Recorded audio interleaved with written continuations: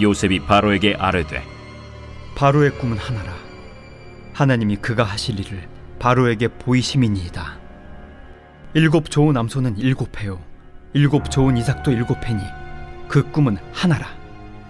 그 후에 올라온 파리하고 흉한 7소는 7년이요 동풍에 말라 속이 빈 7 이삭도 7회 흉년이니 내가 바로에게 이르기를 하나님이 그가 하실 일을 바로에게 보이신다함이 이것이라. 온 애굽 땅에 7회 큰 풍년이 있겠고 후에 7회 흉년이 들므로 애굽 땅에 있던 풍년을 다 잊어버리게 되고 이 땅이 그 기근으로 망하리니 후에 든 그 흉년이 너무 심함으로 이전 풍년을 이 땅에서 기억하지 못하게 되리이다. 바로께서 꿈을 2번 겹쳐 꾸신 것은 하나님이 이 일을 정하셨음이라.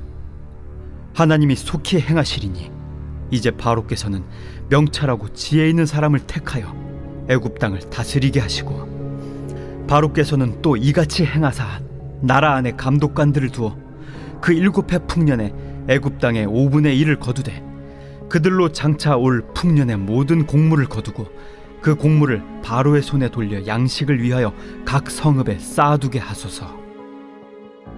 이와 같이 그 곡물을 이 땅에 저장하여 애굽 땅에 임할 7회 흉년에 대비하시면 땅이 이 흉년으로 말미암아 망하지 아니하리이다.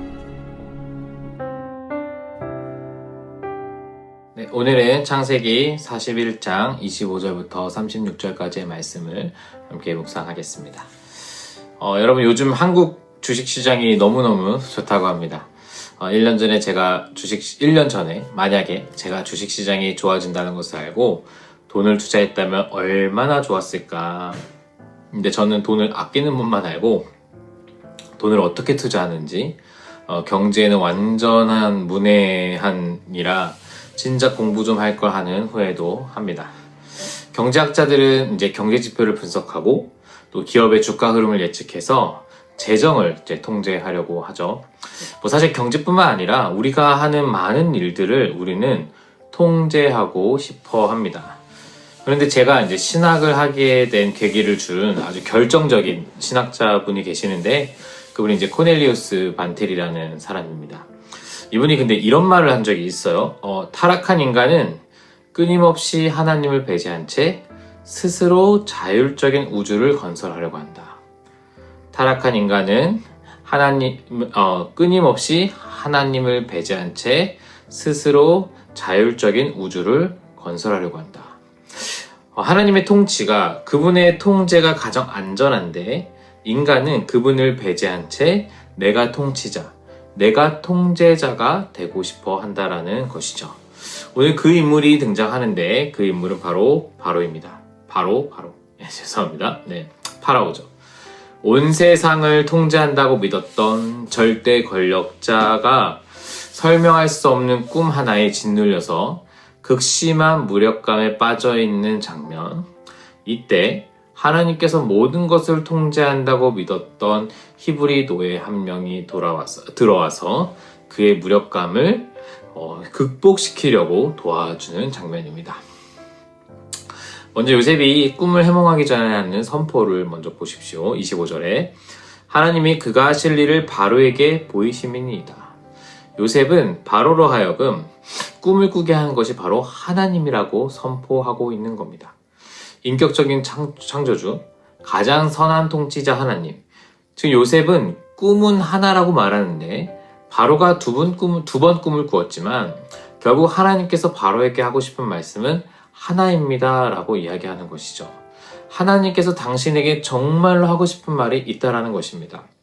여러분 우리가 하나님을 생각할 때요, 하나님은 단순히 미래를 내다보는 분, 미래를 알려주는 분이 아니라 미래를 작정하고 미래를 주관하신 분이라는 것을 인정해야 됩니다. 요셉이 감옥이라는 혹독한 학교에서 이 진리를 배웠습니다. 그리고 어쩌면 지금 우리 인생의 시간에서 배워야 할 진리이기도 합니다. 사랑하는 다한가족 여러분, 미래를 주관하시고 미래를 작정하시는 분은 하나님이십니다. 그리고 그분은 선하십니다. 근데 그분이 우리를 사랑한다고 하십니다. 그렇다면 사랑하는 자에게 가장 좋은 선을 결과로 주실 것이라는 것을 우리는 충분히 기대할 수 있습니다. 이런 믿음이 저 여러분에게 있기를 간절히 기도합니다. 자, 요셉이 이제 꿈을 해석하는데 7년의 대기근을 예고합니다. 그리고 그 기근 때문에 그 땅은 30절에 멸망한다고 되어 있는데 이 구절은 완전히 소멸된다라는 의미입니다. 여러분, 왜 하나님은 이 거대한 제국을 지금 멸망시키려고 하시는 것일까요? 저는 이 부분에서 하나님께서 주신 은혜가 있다고 믿습니다. 하나님은요, 때때로 삼손의 경우도 그런데 때때로 우리가 가장 의지하던 세상의 풍요를 말라버리심으로써 우리가 하나님을 보게 하십니다. 그러니까 우리가 세상에 썩어질 것들에 기대어 쉴 때 하나님은 그것들을 실제 썩어지게 하심으로써 우리를 거짓그늘에서 이끌어내시는 것이죠. 이집트에 임한 기근은 엄청난 재앙이었지만 야곱의 가족, 언약 백성을 가나안의 기근에서 건져내서 결국은 7년의 풍년을 통해 그들은 구원받았고 이것으로 그들의 인생을 구원하시려는 그분의 구원 사역을 보여주고 있다는 것입니다. 그래서 여러분, 우리 인생에 찾아오는 흉년이 있다면 그건 역시 우리를 파멸시키려는 정죄가 아니라는 것을 여러분 꼭 기억하셔야 됩니다. 죄의 결과가 아니라는 말이에요. 여러분, 우리가 당하는 모든 고통과 슬픔, 어려움의 죄의 결과라고 100% 말할 수 없습니다. 그것을 판단할 자격은 우리에게 없습니다. 때로는 우리가 움켜쥐고 있던 거짓된 안전, 우리가 속고 있는 그 안전을 끊어내기 위해서 역사의 통치자, 세상도 멸하실 수 있는 하나님의 엄격한 자비가 이 땅에, 그리고 우리 인생에 들어올 수 있다는 거죠. 하나님의 엄격한 자비요. 저는 이 표현을 매우 좋아하는데, 우리가 겪고 있는 이 시간이 혹은 세상의 세태가 우리를 향한, 또 세상을 향한 하나님의 엄격한 자비일 수 있다는 것을 기억해야 된다는 겁니다. 자, 이제 요셉이 꿈을 해석하고 생명을 살리는 방안을 33절부터 제시합니다. 흉년에 대비해서 흉년으로 멸망하지 않을 것을 생각하라.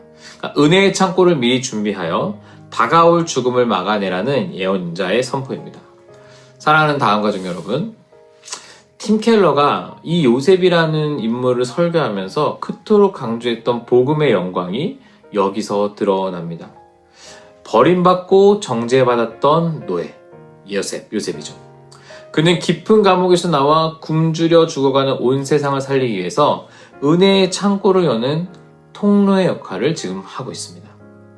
제가 여러분에게 요셉에 대한 설교하면서 계속 강조했던 것은 요셉은 참된 구원자, 예수 그리스도의 그림자라는 것입니다. 우리의 진정한 요셉이신 예수님은 죄와 사망의 기근 속에서 영원히 멸망할 우리를 살리기 위해 하늘 영광 버리고 이 땅이라는 감옥으로 내려오셨죠. 그분은 그러나 부활하심으로 바로보다 더 큰 위대한 통치자, 온 우주의 통치자가 되셨습니다. 요셉은 제가 이집트의 창고를 열어서 만민을 먹일 것이지만 그리스도께서는 십자가에서 흘리신 보혈로 영원한, 일시적이지 않은 영원한 은혜의 창고를 우리에게 지금도 열고 기다리고 계십니다. 요셉은 7년이었지만 우리 그리스도는 영원이죠. 사랑하는 여러분, 예수 그리스도가 우리의 통치자임을 기억하십시오. 그분의 나라만이 영원하다는 것을 명심하십시오. 세상의 풍요는 7년의 흉년 앞에 흔적도 없이 사라질 안개와 같습니다. 세상의 것들은 우리가 안전하다고 말하지만 그건 거짓입니다. 그러나 우리는 너무나도 연약해서 그 거짓된 안전에 취할 때가 있습니다. 그런데 그때 하나님은 때로 우리에게, 아니 어쩌면 자주 엄격한 그분의 자비로 세상을 통치하시고 우리를 돌보심으로 영원한 안전으로 우리를 이끌고 가십니다.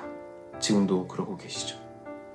그리고 그것을 예수 그리스도를 통해서 지금도 우리를 위해서 은혜의 창고를 열고 기다리고 계시는 예수 그리스도를 통해서 그 일을 하십니다.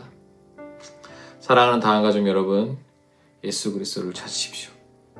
그분이 이 땅의 통치자임을 겸허히 인정하시고 그분 앞에 무릎 꿇고 엎드리십시오. 그러면 여러분에게 7년의 헛된 안전, 여러분을 속이는 안전이 아니라 영원한 안전이 여러분 삶을 보호하고 이끌어 갈 것입니다. 기도하겠습니다. 살아계신 하나님, 우리가 스스로 삶을 통제할 수 있다고 믿었던 교만을 회개하게 하시고 인생의 흉년이 찾아올 때 세상의 헛된 지혜와 풍요에 기대지 않도록 우리를 인도해 주옵소서.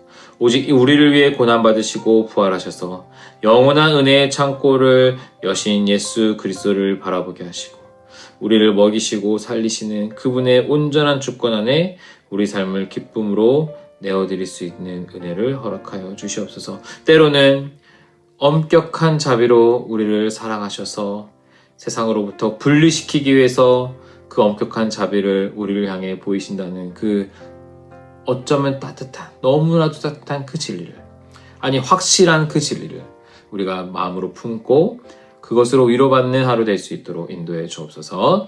예수님의 이름으로 기도합니다. 아멘.